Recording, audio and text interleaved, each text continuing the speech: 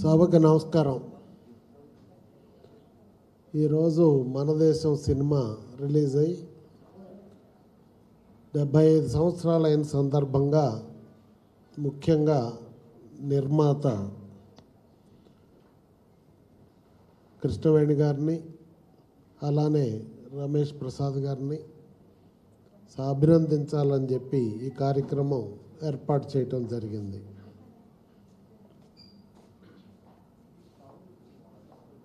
కృష్ణవేణి గారు మీర్జాపురం జమీందార్ గారిని పెళ్లి చేసుకొని ఆ తర్వాత వారికి శోభనాచల థియేటర్ ఉండటం, దానిలో ఆమె సినిమాలు నిర్మించటం, అందులో భాగంగానే అన్నగారికి మన దేశం సినిమాలో పోలీస్ ఇన్స్పెక్టర్ బాధ్యత ఆ పాత్ర నిర్వహించే అవకాశం ఇచ్చి మొట్టమొదటి పారితోషికం ఆమె 250 రూపాయలు అందజేయటం జరిగింది. ఆ రోజు అన్నగారిని చూసినప్పుడు ఆమె చెప్పిన మాటలు నేను టీవీలో విన్నాను. అన్నగారు అది అందుకున్నప్పుడు ఆయన కళ్ళు చెమర్చినాయట. అంటే అన్నగారిలో ఉన్నది మనందరం ఇంతకాలం గమనించింది. ఏది చేసినా మనస వాచ కర్మేణ అనుకున్నది చేస్తాడు, చేసేది చెబుతారు, చెప్పిందే చేశాడు ఎన్టీ రామారావు గారు జీవితాంతం. అట్లాంటి నిష్కల్మషమైన అకుంఠితమైనటువంటి నిజాయితీపరుడు ఎన్టీ రామారావు గారు. కనుక వారి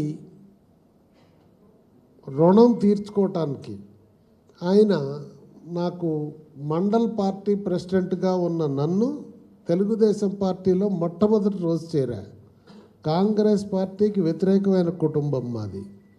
జిల్లాలో హెమాహెమీలు ఉంటే జిల్లా పరిషత్ జిల్లా బ్యాంక్ చైర్మన్గా డిసిసిబి అన్నగారి నోటితో స్వయంగా చెప్పాడు, తొండపు దశరథ జనార్దన్ ఎంపిక చేయండి, వారైతే వివాద రహితుడు అని.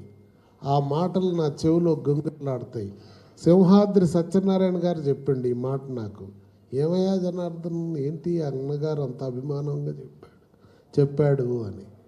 అందుకని రాజకీయాల్లో మనం వస్తాం పోతాం, అందరూ చిరకాలం గుర్తుండరు. ఎవరైతే సమాజంలో ప్రజల అభిమానం చూరగొంటారో వారే కలకాలం గుర్తుంటారు, చనిపోయి కూడా జీవిస్తూ ఉంటారు. ఆ కోవకు చెందిన మనిషి ఎన్టీ రామారావు గారు. ఆయన రాజకీయాల్లోకి వచ్చిన తర్వాత రాజకీయాలకే కొత్త నిర్వచనం తెచ్చాడు.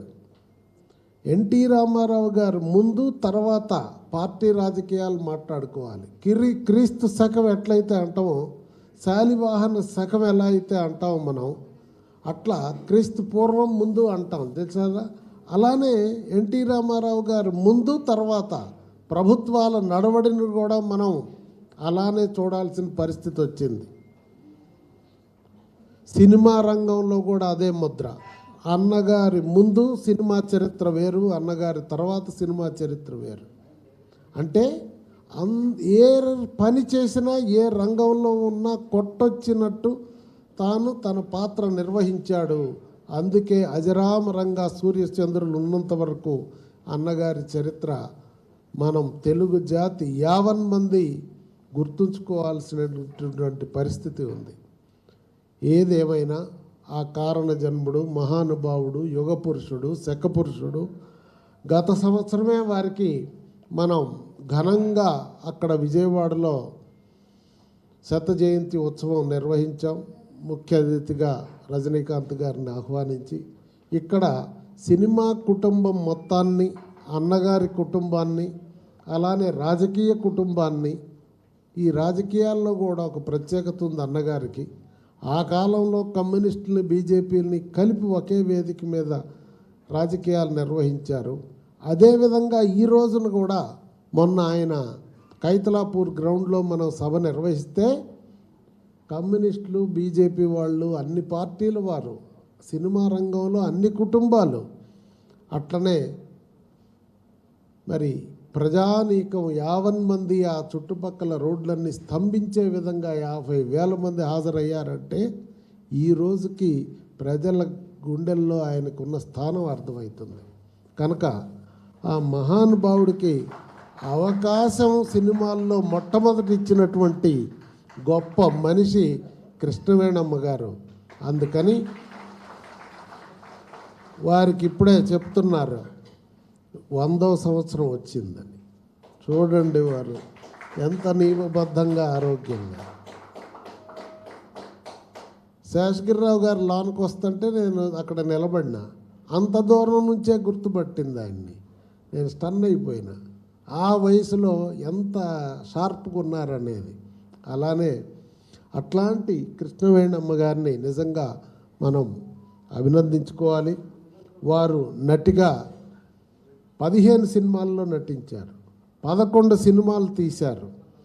మరి అన్ని రకాలైనటువంటి పాత్రలు పోషించి ఇప్పటికీ ఉన్నందుకు వారిని ఈరోజు అభినందించడం మన బాధ్యతని కార్యక్రమం ఏర్పాటు చేశాం. అలాగే ఎల్వి ప్రసాద్ గారి అబ్బాయి అక్కినేని లక్ష్మీ ప్రసాద్ గారు గొప్ప వ్యక్తి, సినిమాల్లోనే పెద్ద స్టాల్ వాట్. ఆయన దాదాసాహెబ్ ఫాల్కే అవార్డు పొందారు, రఘుపతి వెంకయ్య అవార్డు పొందారు. ఇవన్నీ సినిమా రంగంలో పేరెన్నిక కలిగినటువంటి పెద్ద గుర్తింపు. అదేవిధంగా ఆయన వ్యాపారస్తుడిగా ఉంటూ సినిమాలు తీశారు, సినిమాల్లో డైరెక్షన్ చేశారు, సినిమాల్లో నటించారు. ఎల్వి ప్రసాద్ గారు వారి విగ్రహం మనం జూబ్లీ హిల్స్ చౌరస్తాలో చంద్రబాబు నాయుడు గారు ముఖ్యమంత్రిగా ఉన్నప్పుడు వేయించారు, ఇప్పటికీ ఉంది.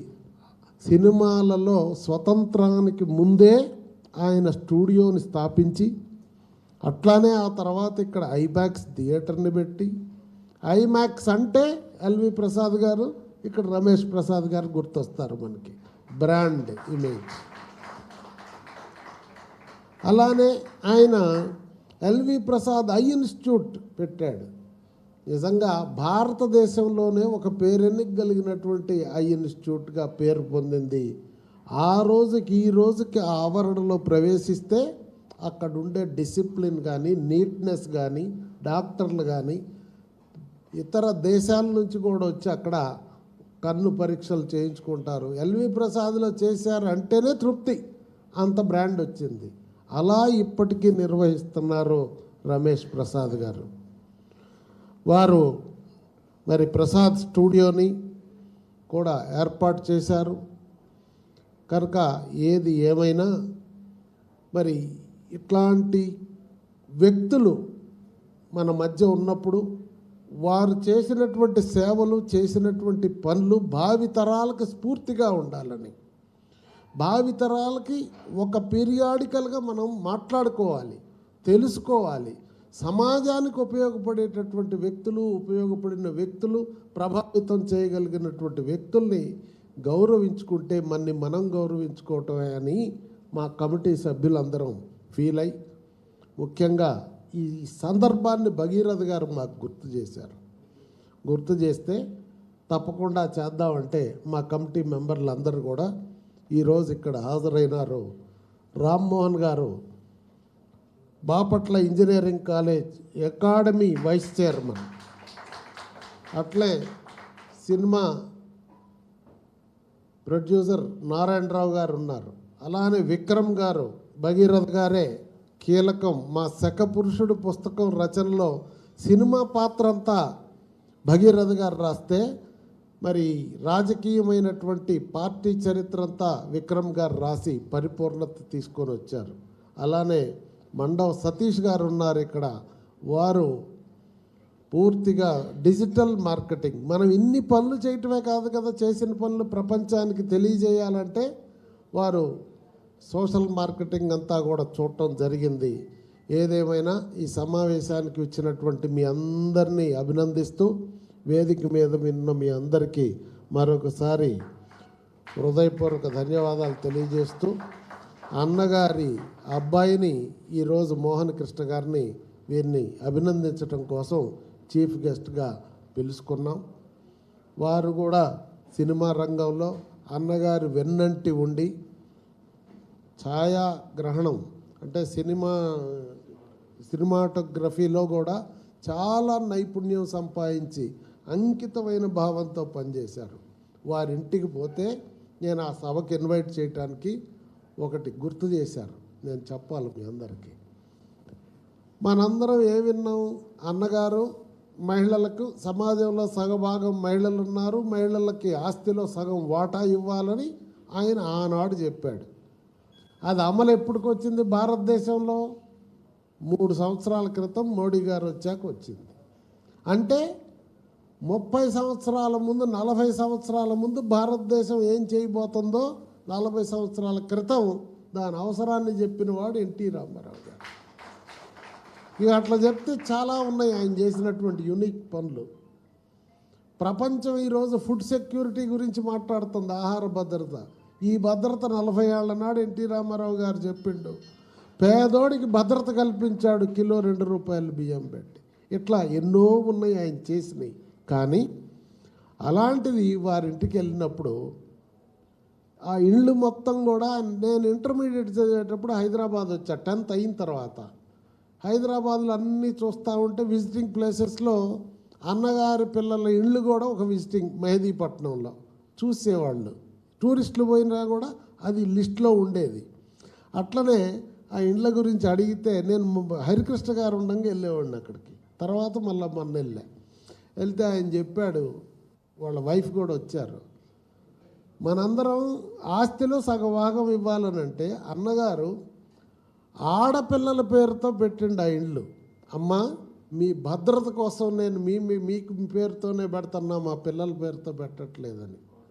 కోడళ్ళ పేరుతో, పిల్లలంటే కోడళ్ళ పేరుతో పెట్టిండు ఆ రోజే. ఎవరైనా చరిత్రలో ఇలా అమలు చేశారా? అది అన్నగారు అనేటటువంటి ప్రత్యేకమైనది. అట్లా మోహన్ కృష్ణ గారితో నాకు ఆ రోజు నుంచి అనుబంధం కనుక వారిని కూడా ఆహ్వానించుకున్నాం. మా ఆదిశేషగిరిరావు గారు నాకు అత్యంత సన్నిహితమైనటువంటి మిత్రులు, మార్గదర్శి. నేను ఈ కార్యక్రమం చేయటానికి హైదరాబాద్ విషయానికి వస్తే ఆయన నాకు తొలి ఇలా చేస్తే బాగుంటుంది అని నాకు గైడ్ చేసినటువంటి వ్యక్తి ఆదిశేషగిరిరావు గారు. ఆయన బయటికి రాడు, ఎక్కువ మాట్లాడు, తెర వెనుకుండి సలహాలు చెప్తాడు. నాకు అత్యంత సన్నిహితమైనటువంటి వ్యక్తి కనుక ఈరోజు మనందరం కలుసుకోవటం సాయంత్రం చాలా సంతోషకరంగా ఉందని ధన్యవాదాలు తెలియజేస్తున్నాను.